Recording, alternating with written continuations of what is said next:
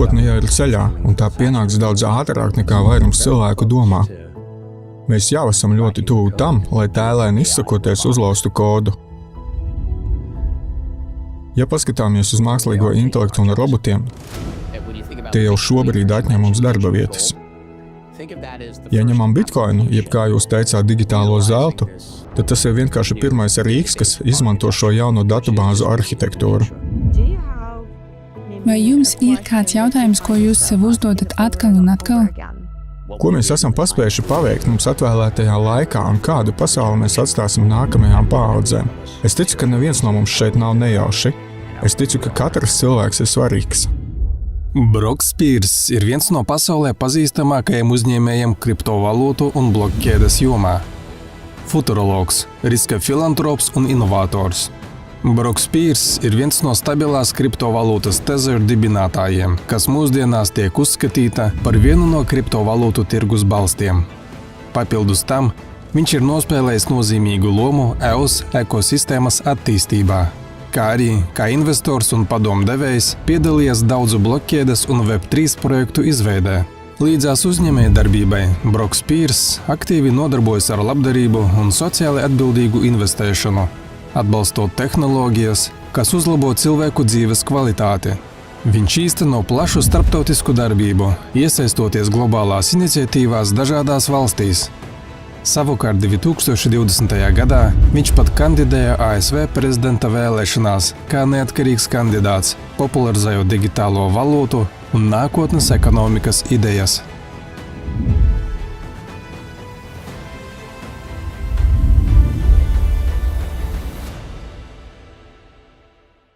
Pīrsa kungs, mēs esam ļoti priecīgi, ka jūs šodien esat kopā ar mums. Man prieks būt šeit.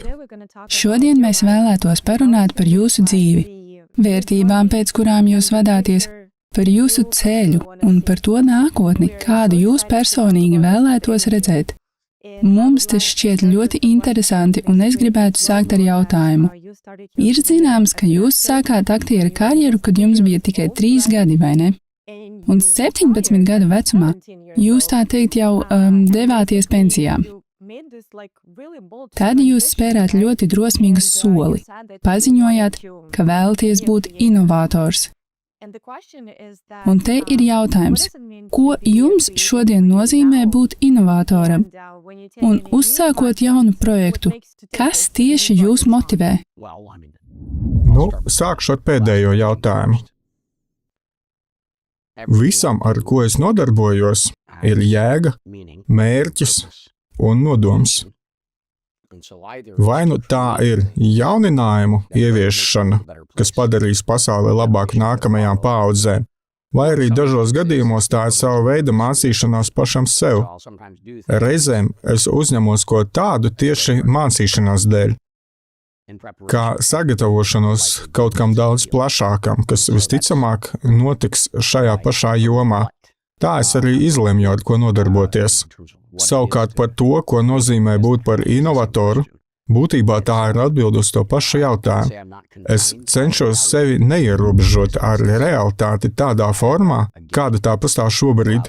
Man piemīt spēja redzēt pasauli tādu, kāda tā varētu būt. Tieši tas ļauj man īstenot to, kas vēl pagaidām neeksistē.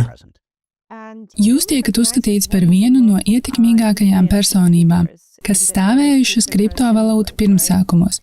Jūs bijāt viens no pirmajiem Bitcoina investoriem un viens no galvenajiem Bitcoin Foundation dibinātājiem.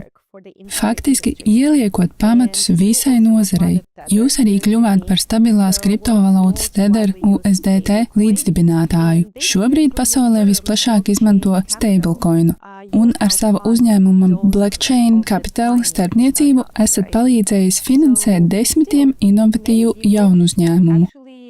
Tomēr daudz cilvēki joprojām līdz galam nesaprot, kas īsti ir blokķēde.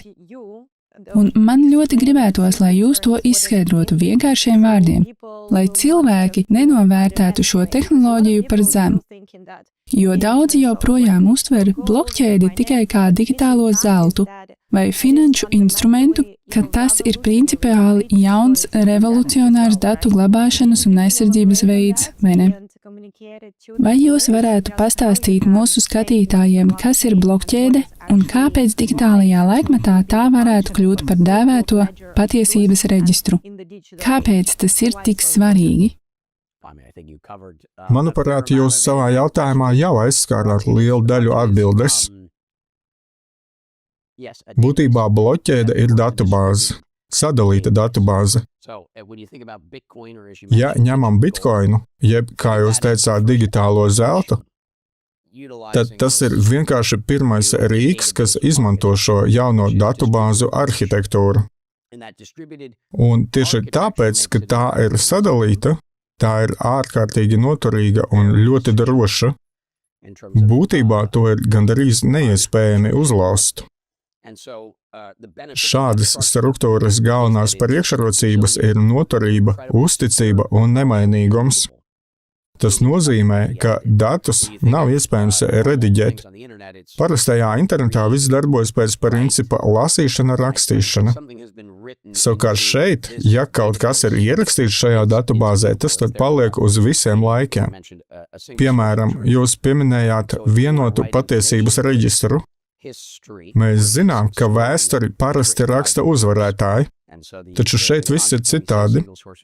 Jebkura informācija, kas nonāk bloķķēdē, pastāvēs tik ilgi, kamēr uz Zemes būs elektrība un datori, un pat tad, ja elektrība pēkšņi pazustu, līdz ko tīkls atkal tiks ieslēgts, dati joprojām būs saglabājušies. Tas ir ļoti interesants filozofisks skatījums uz pasauli, kurā mēs dzīvojam. Jo, ja atskatāmies pagātnē, cik precīzas patiesībā ir mūsu zināšanas par mūsu pašu vēsturi? Jūs jau pieskārāties interneta tēmai un pat nosaucāt blokķēdi par pirmo industriālo revolūciju. Nereti ierindojot to ietekmes mēroga ziņā uzreiz aiz mākslīgā intelekta. Tagad, kad mēs arvien dziļāk ieejam mākslīgā intelekta laikmetā, kā jūs redzat interneta nākotni? Vai mēs jau projām runājam par Web3 vai arī jau pārējam uz kaut ko līdzīgu Web4 vai Web5? Par to šobrīd tiek daudz diskutēts. Kāds ir jūsu skatījums? Es neesmu pārliecināts, ka vispār pastāv būtiska atšķirība starp Web3 un Web4, ja mēs to tā nosaucam. Ir skaidrs, ka mākslīgais intelekts ir tas, ar ko cilvēki jau šobrīd aktīvi saskaras. Galvenokārt caur lielajiem valodas modeļiem, neatkarīgi no tā, vai tas ir Grok, ChatGPT vai Gemini. Ir acīm redzams, ka mākslīgais intelekts savienojumā ar robotiku atstāja milzīgu ietekmi uz pasauli. Savukārt tur, kur bloķķēde krustojas ar šīm tehnoloģijām, mēs nonākam, piemēram, pie tā dēvētā lietu interneta. Būtība ir tāda, ka mākslīgais intelekts un roboti faktiski spēj veikt transakcijas. Bloķķēde viņiem pēc būtības ir vitāli nepieciešama, lai pilnvērtīgi piedalītos ekonomikā. Paņemsim visvienkāršāko piemēru – tirdzniecības automātu, kas pats veic pasūtījumus un papildina savus krājumus, vai autonomu automobīli, kas pats apmaksā savus izdevumus un kļūst par patstāvīgu darba aģentu pasaulē, nevis tikai par programmu. Patiesībā šīs tehnoloģijas jau tagad maina mūsu pasauli līdz nepazīšanai. Savukārt Web3 ir nedaudz par ko citu. Paskatieties, Web1 ir pati agrīnākā interneta ideja, informācijas demokratizācijas ideja, kad informācija kļūst pieejama visiem. No arhitektūras viedokļa tai bija ļoti cēli mērķi. Web2, manuprāt, ir sistēma, kuru sagrābusi sauņa uzvarētāju. Tos, kurus šodien mēs dēvētu par Big Tech, jeb lielajām tehnoloģiju kompānijām. Ja agrāk pasaulē vērtīgākais resurss bija zelts, pēc tam melnais zelts, jeb nafta, tad šodien pats vērtīgākais resurss ir jūsu dati, un tehnoloģiju giganti ir nopelnījuši triljonus dolāru, monetizējot jūsu informāciju, bieži vien bez jūsu apzinātas piekrišanas. Jūs nezināt, kur atrodas jūsu dati, kam tie pieder, un pat ja zinātu, nav skaidrs, kā tos atgūt. Tāpēc, manuprāt, Web3 savā būtībā sola radīt pasauli, kurā pastāv apzināta piekrišana, kur jūs esat savu digitālo datu, sava digitālā DNS īpašnieks, un pats izlemjat, ar kādiem nosacījumiem iedarboties ar tehnoloģijām. kontrolēt informāciju un piedalāties ekonomikā. Un Big Tech būs spiests cīnīties par jūsu piekrišanu. Ja pat aplūkojam beznosacījumu pamatienākumu ideju, kad cilvēki piedalās ekonomikā, kas balstās uz to, ko viņi paši rada, savu digitālo nospiedumu jeb DNS, tas teorētiski dod iespēju visai pasaulē gūt labumu no vērtības, ko cilvēki rada. Manuprāt, tieši to Web3 arī piedāvā vai sola, lai gan process norit lēni, jo ir vajadzīgs laiks, lai pārveidotu arhitektūru lietotāju pusē. Pilnīgi noteikti, un jūs tieši pieskārāties beznosacījumu pamatienākumu tēmai. Esmu lasījusi un skatījusies daudzas jūsu intervijas, un arī priekšvēlēšanu kampaņu laikā jūs par to bieži runājāt. Man tas šķita ļoti interesanti. Vai jūs varētu šo ideju paskaidrot nedaudz plašāk? Starp citu, arī mēs paši esam strādājuši pie šīs koncepcijas, tāpēc ir īpaši interesanti, kā tieši jūs redzējāt beznosacījuma pamatienākumu īstenošanu. Ar kriptovalūtu palīdzību vai kādā citā veidā? Pirmkārt, ja paskatāmies uz mākslīgo intelektu un robotiem, tie jau šobrīd atņem mums darba vietas un darīs to arvien straujāk. Un ko mums darīt pasaulē, kurā darbs pakāpeniski izzūd? Mums nāksies atrast kādu jaunu sociālās sistēmas formu. Pats elementārākais risinājums ir nodrošināt, lai cilvēki saņemtu atlīdzību vismaz par to, ko viņi rada, lai viņi būtu ekonomiski iesaistīti un lai vērtība neuzkarātos tikai dažu uzņēmumu kabatās, bet tiktu sadalīta starp visiem, kuri kaut nelielā mērā piedalās. No tā arī izariet šādas idejas. Tas ir mēģinājums laikus pārdomāt problēmas, ar kurām mēs kā cilvēks saskarsimies nākotnē, un tas jau sen pārsniedz nacionālās robežas. Jā, es runāju kā amerikānis, kurš dzīvo ASV, taču tā nav vienas valsts problēma, tas ir globāls jautājums. Tās, kas var darboties vienā valstī, citā var nedarboties atšķirīgu apstākļu dēļ. Un mūsu uzdevums, kā inovatoriem, ir izstrādāt sistēmas, kas spētu atrisināt vismaz daļu no šīm problēmām. Ziniet, es piekrītu Ilona Maska skatījumam. Es nebaidos no šīs nākotnes. Es uzskatu, ka mēs varam izveidot tik pārtikušu nākotni, ka tajā klāsies labi ikvienam, taču tam ir nepieciešams jau pašā sākumā ieviest pareizus nodomus un pareizu arhitektūru sistēmu veidošanā. Tāpēc piesprādzējiet drošības jostas. Nākotne jau ir ceļā, un tā pienāks daudz ātrāk nekā vairums cilvēku domā. Paldies, ka par to domājat laikus. Tas ir ārkārtīgi svarīgi, jo tā jau ir mūsu realitāte. Un es esmu gatava piesprādzēties. Gatava vai nē, tā vienalga pienāks. Tas gan jā, bet labāk tomēr būt gatavai. Nākotne tāpat pienāks. Kā man patīk teikt, nākotne vai nu notiks ar tevi, vai arī tiks veidota kopā ar tevi. Tieši tā. Man ļoti patīk šī jūsu frāze. Tā ļoti vienkārši izskaidro cilvēkiem, kāpēc ir svarīgi piedalīties un būt iesaistītiem sabiedrības dzīvē. Runājot par jūsu pagātni, jūsu ceļš, maigi izsakoties, nevienmēr ir bijis taisns. Mums visiem ir gan kāpumi, gan kritumi. Kas jums palīdz pārvarēt vētras? Kā jūs veidojat iekšējo dialogu, lai zaudējumus pārvērstu mācībās? Kas jums ir palīdzējis visvairāk? Parasti mēs vislabāk mācāmies tieši no zaudējumiem un grūtībām. Mēs tās asāk izjūtam.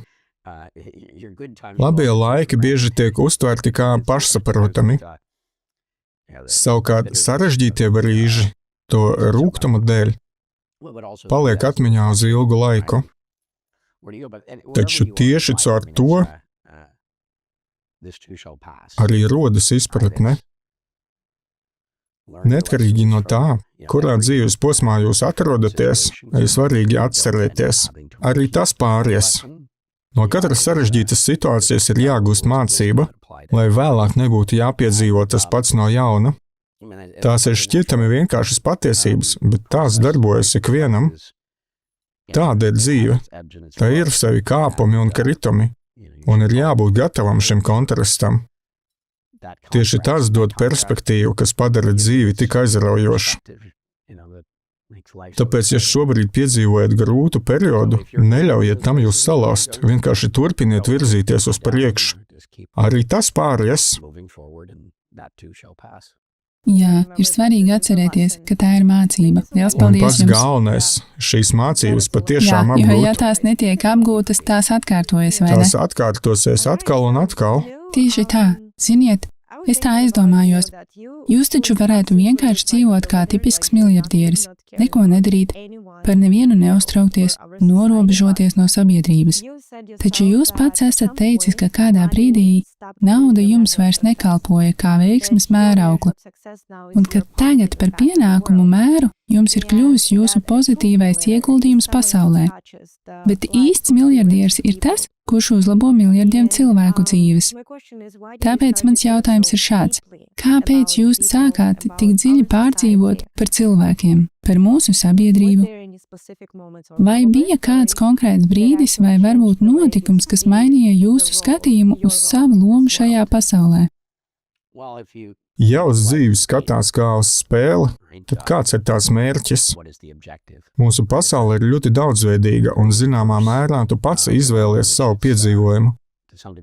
Es, tēlaini izsakoties, iegāju dzīves iestatījumos un uzdevu sev jautājumu, pēc kādiem kritērijiem es mērīšu savus panākumus. Personiski sasniegumi egoistisku mērķu vārdā man nešķita īpaši interesants mērķis, un turklāt tas ļoti ātri var apnikt.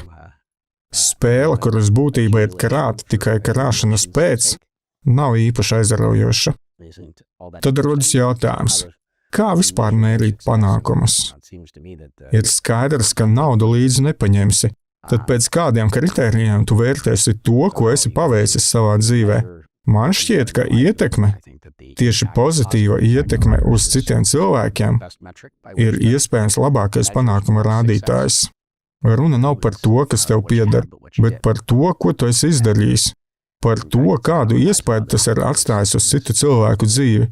Manuprāt, tas ir labs veids, kā mērīt panākumus, ja vien tev ir paveicies nonākt līdz šādam skatījumam. Šajā ziņā man ir paveicies. Protams, ja cilvēks cīnās par izdzīvošanu, par šādām lietām ir viegli spriest no malas. Esmu pateicīgs liktenim, ka lielāko dzīves daļu man nav nācies dzīvot trūkumā. Taču brīdī, kad tev rodas iespēja apstāties un izdarīt apzinātu izvēli, es ceru, ka ik viens izvēlēsies gudri. Tā ir taisnība, lai gan ne visi izvēlas šādu ceļu. Es patiesi augstu novērtēju mūsu sarunu, jo personīgi es patiesi ticu, ka pēc iespējas vairāk cilvēkiem būtu jāsadzird jūsu balss un jūsu stāsts. Nākamais jautājums, ko vēlējos jums uzdot. Jūs veltāt tik daudz sava laika kalpošanai cilvēkiem, ietekmējat milzīgu skaitu cilvēku dzīves, īstenojat daudzus projektus un iniciatīvas. Kas jums palīdz cilvēkos saskatīt labo, turpināt tiekties viņiem palīdzēt, mīlēt cilvēkus un darīt tik daudz sabiedrības labā?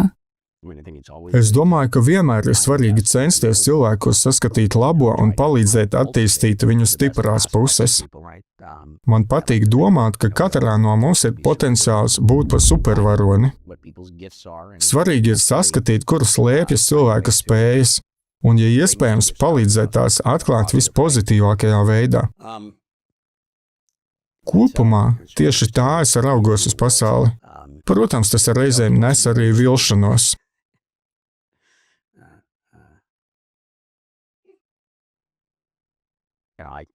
Taču es vienkārši izvēlos visā redzēt labo. Kā es bieži saku, es vienmēr jūtu pateicību un eju cauri dzīvei ar pateicības un notiekošā vērtības apziņu. Es neko neuztveru kā pašsaprotamu, un man ir ļoti zemas gaidas, kas, starp citu, ļoti palīdz saskatīt cilvēkos labo. jo es jau sākotnēji no viņiem negaidu pārāk daudz. Toties es cenšos meklēt dimantus, tos, kuri patiesi spīd un vēlas darīt lielas lietas. Tā es arī dzīvoju. Ja jau aizskārām pateicību, nosauciet lūdzu 3 lietas, par kurām jūs šodien esat visvairāk pateicīgs. Sāksim ar šo dienu, ar pašu tagadnes brīdi. Tas vienmēr ir pirmajā vietā. Pēc tam, protams, veselība, jo veselība ir īstā bagātība, vai ne? Man ir iespēja pamosties, nodzīvot šo dienu ar prieku un būt noderīgam pasaulē. Un, iespējams, pats svarīgākais šobrīd – mana ģimene. Es esmu ļoti laimīgs, ka man ir piedzimis vēl viens bērns. Un visbeidzot tas, kādēļ mēs vispār strādājam. Jo patiesībā runa jau nav par mani, bet gan par to, ko mēs esam paspējuši paveikt mums atvēlētajā laikā un kādu pasauli mēs atstāsim nākamajām paaudzēm. Tieši tādēļ es katru rītu pieceļos un daru to, ko daru. Ne tik daudz sevis dēļ, cik tās pasaules dēļ, kuru mēs atstāsim aiz sevis. Jūs strādājat ar daudziem līderiem, globāliem domātājiem un inovatoriem. Faktiski no visām pasaules malām. Tās ir daudzas kultūras, dažādas reliģijas un politiskie uzskati. Un mani interesē, kad jūs atrodaties tajos kabinetos, kur tiek pieņemti izšķiroši lēmumi, kas ir tā kopīgā cilvēcības stīga, kas pastāv neatkarīgi no kultūras, reliģijas, ģeogrāfijas vai politiskiem uzskatiem, kas, jūsuprāt, mums ir kopīgs un kas vieno visus cilvēkus? Manuprāt, pēc būtības mēs visi šeit esam cilvēku ķermeņos, dzīvojam savu dzīvi un tiecamies uz labāku rītdienu. Neatkarīgi no mūsu reliģiskās piederības. Un, protams, ar ticīgiem cilvēkiem bieži vien ir vieglāk strādāt, jo viņi parasti apzinās, savas rīcības sekas un tic, ka viņu dzīvē ir mērķis un jēga. Tāpēc pārliecību sistēma pati par sevi cilvēkam dod zināmu priekšrocību, vienkārši savu uzskatu dēļ. Taču, kā man patīk teikt, viss pasaulē līdzinās Venna diagrammām, lai kādi arī būtu jūsu reliģiskie uzskati, politiskā pārliecība vai dzīvesvieta, mūsu interešu loki lielākoties pārklājas. Savā būtībā mums visiem ir vajadzīgs viens un tas pats, un pat mūsu vēlmes un centieni ārpus pamatvajadzībām bieži vien izrādās ļoti līdzīgi. Un kopumā, ja mēs arī strīdamies, tad visbiežāk par taktiku vai mērķu sasniegšanas veidiem, bet būtībā mēs vēlamies vienu un to pašu. Mēs daudzējādā ziņā esam līdzīgi. Mums ir noslēdz saskatīt atšķirības tur, kur to patiesībā nav nemaz tik daudz. Un mēs varam priecāties par šīm atšķirībām, vai ne? Tieši šajā arī ir būtība. Ziniet, raugoties uz mūsu pasauli šodien, rodas sajūta, ka tā ir ārkārtīgi polarizēta. Balstoties uz jūsu pieredzi šajā, tā teikt, politikas un globālo finanšu kolizijā, kādi ir 3 praktiski, tieši pielietojami soļi, ko mēs visi varam spērt, lai atrastu kopīgu valodu un saskarsmes punktus ar cilvēkiem, kuriem mēs pilnībā nepiekrītam? Ļoti bieži, ja vienkārši apsēžas un mierīgi parunā ar cilvēku, ar kuru jums ir krasas domstarpības, jūs gandrīz noteikti atklāsiet kopīgus saskarsmes punktus. Atkārtošos, pat nopietnu domstarpību gadījumā, lielākoties, tiklīdz jūs patiešām apsēžaties pie viena galda, uzreiz kļūst skaidrs, cik daudz jums ir kopīga. Jā, mēs dzīvojam pasaulē, kas šobrīd ir stipri polarizēta, un abos šīs spektra galos ir nelielas cilvēku grupas, ļoti stūrgalvīgas, ar tik stingriem uzskatiem, ka ar viņiem ir grūti vienoties, un tas ir raksturīgi abām pusēm. Man šķiet, ka tieši mums, cilvēkiem ar centriskākiem uzskatiem, tiem, kuri atrodas plašajā laukā pa vidu, vispirms ir jāmeklē un jāatrod kopīgie saskares punkti, jo pašlaik veidojas situācija, kurā neliels mazākums galējos polos, reliģijā, politikā un ideoloģijās kopumā, faktiski diktē un nosaka nākotni vairākumam, lielākajai daļai cilvēku. Un tas ir bīstami. Atbildība gulstas uz visiem, kuri neiedaras šajās galējās radikālajās pozīcijās, kas bieži vien nav gatavs ne dialogam, ne pat sadarbībai. Pamēģiniet aprunāties ar cilvēku, kuram nepiekrītat. Jūs būsiet pārsteigti, cik daudz jums ir kopīga. Galu galā mēs visi ceram uz mieru uz zemes.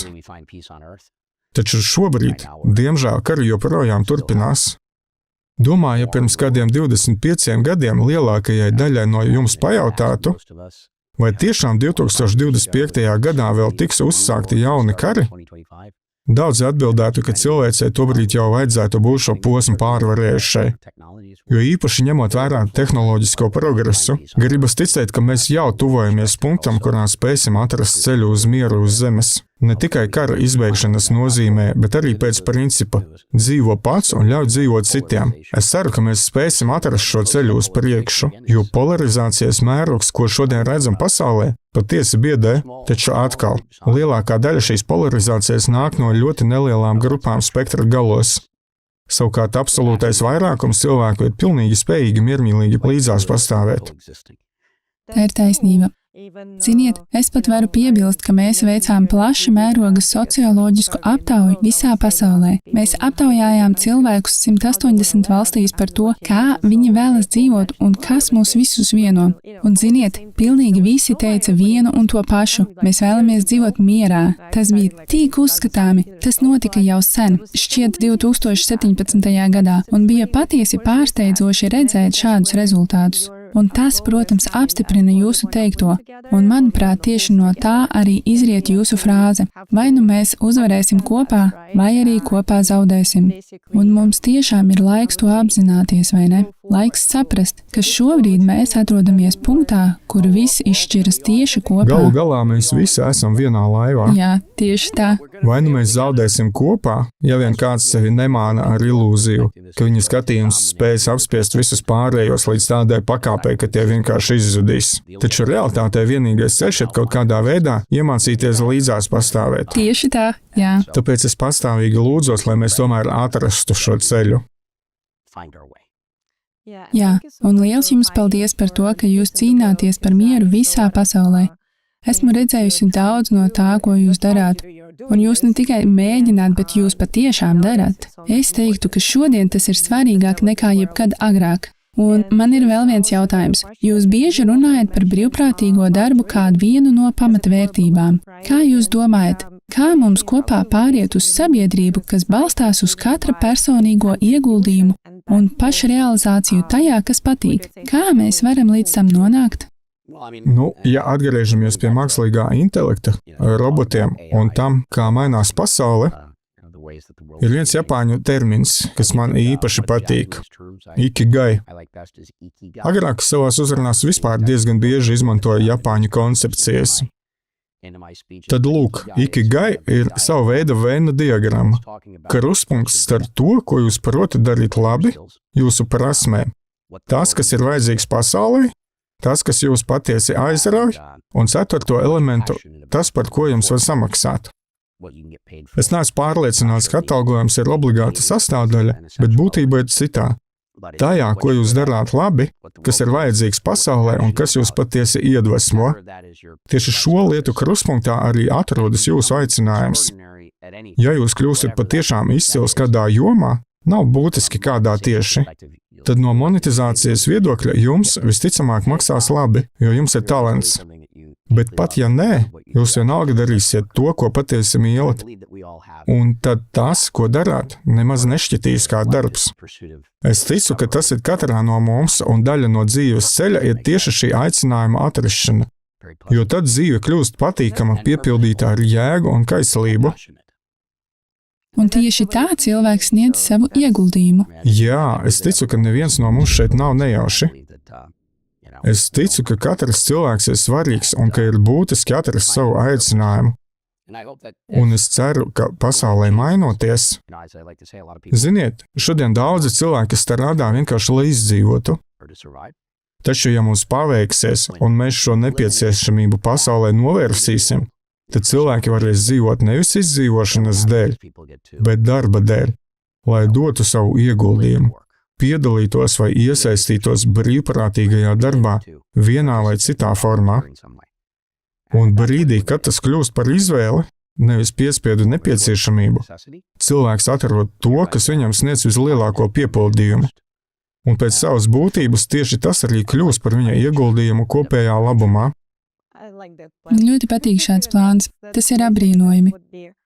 Un tas patiešām Taču būtu. tam ir vajadzīga līdzdalība, saprotiet? Atkal, nākotne vai nu notiks ar mums, vai arī tiks veidota kopā ar mums. Un es lūdzos, lai mēs kopā radītu labāku nākotni, kurā labi būs ikvienam. Man ļoti patīk jūsu citāts. Es nevēlos redzēt revolūciju, es vēlos redzēt evolūciju. Es jums pilnībā piekrītu, jo mums patiešām ir vajadzīgs attīstības ceļš. Ko tieši jūs ieguldat evolūcijas idejā, pretstatā revolūcijai? Un kādi soļi, jūsuprāt, patiešām ved uz šādu mūsu sabiedrības evolūciju? Nu, ja, kā mēs teikt, jūs nedzīvojat alā, tad redzat, ka pasaule mainās, un mainās diezgan strauji. Un šo pārmaiņu procesā reizēm vecajām sistēmām, vecajām ideoloģijām un pieejām vienkārši ir jāaiziet. Ideja ir tāda, lai jaunais un vecais, cik vien iespējams, uzvarētu kopā, nevis atrastos savstarpējā konfrontācijā. Runa ir par kopradi, kas ļauj vecajam uzvarēt līdzās jaunajam. Tad mums nebūtu jāaiziet cauri revolūcijai, cauri niknai pretestībai un berzei, kas rada tikai haosu un ciešanas. Jautājums ir par to, kā mums izveidot ceļu uz nākotni caur kopīgu evolucionāru procesu un samazināt R līdz minimumam, jo revolūcija parasti ir sāpīgākā un postošākā pārmaiņu daļa. Tāpēc es ceru, ka šajā procesā būs pēc iespējas vairāk evolūcijas un pēc iespējas mazāk revolūcijas. Lai gan, protams, revolūcija notiek tad, kad vienkārši vairs nav citas izējas. Nākotne tāpat pienāks. Mēs dzīvojam pārmaiņu laikmetā. Es vienkārši dodu priekšroku miermīlīgākajai ceļa meklēšanai. Lai gan pārmaiņas nekad nav vieglas. Tās notiek gan individa līmenī, gan arī sabiedrības līmenī kopumā. Un milzīga daļa no šī procesa ir spēja pieņemt pārmaiņas. Cilvēka dabai ir raksturīgi baidīties no tā, ko mēs nesaprotam. Mums ir arī tendence turēties pie ierastā status quo. Tāpēc es ceru, ka gan individuālā, gan kolektīvā līmenī cilvēki saglabās atvērtu domāšanu. Jo tieši ar šādu attieksmi ir daudz vieglāk gūt labumu no pārmaiņām. Nevis ar revolucionāru pieeju, mēģinot apturēt pārmaiņas, kuras tāpat nav iespējams apturēt. Jo tas nav iespējams. Tieši tā. Kā jūs raksturotu īsi vai arī kā jums ērtāk to nākotni, kuru mēs visi patiešām vēlētos redzēt? Te viss atkal atdarās mūsu mērķu mērogā. Mēs jau runājam par pašiem augstākajiem mērķiem – mieru uz zemes un ciešanu samazināšanu līdz minimumam. Ja runājam par mērķi makro līmenī, to varētu nosaukt par paradīzi uz zemes. Sāksim no šī punkta. Tālāk jautājums. Cik tuvu mēs varam pietuvoties šai paradīzei uz zemes? Atgriežoties pie Ilona Maska un starpplanētu nākotnes idejas, vai mēs spēsim uzbūvēt šādu pasauli? Pasauli, kurā īstenojas tas, par ko mēs runājām. Pasauli bez kariem, kur cilvēkiem nav jāsarādā līdz spēku izsīkumam tikai izdzīvošanas dēļ. Vai mēs varam izskaust badu? Vai spējam izārstēt slimības? Ja uz visiem šiem uzdevumiem paskatīties šodien, mēs jau esam ļoti tuvu tam, lai tēlēni izsakoties uzlaustu kodu visām šīm problēmām. Un es ļoti ceru, ka mēs šo ceļu spēsim noiet ļoti precīzi. Jo atkarībā no tā, kā jūs raugāties uz pasauli, aina var būt dažāda. No vienas puses šis laiks var šķist biedējošs, dažbrīd rodas sajūta, ka viss slīd bezdibenī. Taču no otras puses dzīve uz zemes nekad iepriekš nav bijusi labāka, mēs nekad neesam dzīvojuši tik labi kā tagad, labāk nekā jebkad agrāk. Tāpēc gribas cerēt, ka mēs turpināsim virzīties saprātīgi un pareizajā virzienā. Un pats svarīgākais, mēs paši to piedzīvosim. Tas notiek jau mūsu dzīves laikā. Ne kaut kad pēc 100 gadu. Tas notiek jau tagad. Un tas ir tikai aizraujoši. Tas notiek tieši tagad, un tas patiešām ir apbrīnojams laiks. Vai jums ir kāds jautājums, ko jūs sev uzdodat atkal un atkal? Ilgu laiku es pētīju visdažādākās lietas, un daļēji vienmēr centos saprast, vai kaut ko ir iespējams mainīt, vai ir iespējams palīdzēt cilvēkiem, kuri, ziniet, esmu daudz laika pavadījis komunicējot ar cilvēkiem, kuriem klājas visgrūtāk, un mēģinājis saprast, vai viņiem var palīdzēt izkļūt, teiksim, no šī ciešana stāvokļa. Diemžēl daudzas no šīm dzīves mācībām izrādījās neveiksmīgi eksperimenti. Taču tas nenozīmē, ka nav cerību. Man gribas ticēt, ka tas ir izpirkšanas stāsts un ka cerība pastāv vienmēr. Vienkārši visam ir savs laiks. Kāpēc jūs to saucat par neveiksmu stāstiem? Tāpēc, ka palīdzot cilvēkiem, es reizēm nodarīju viņiem vēl lielākas sāpes.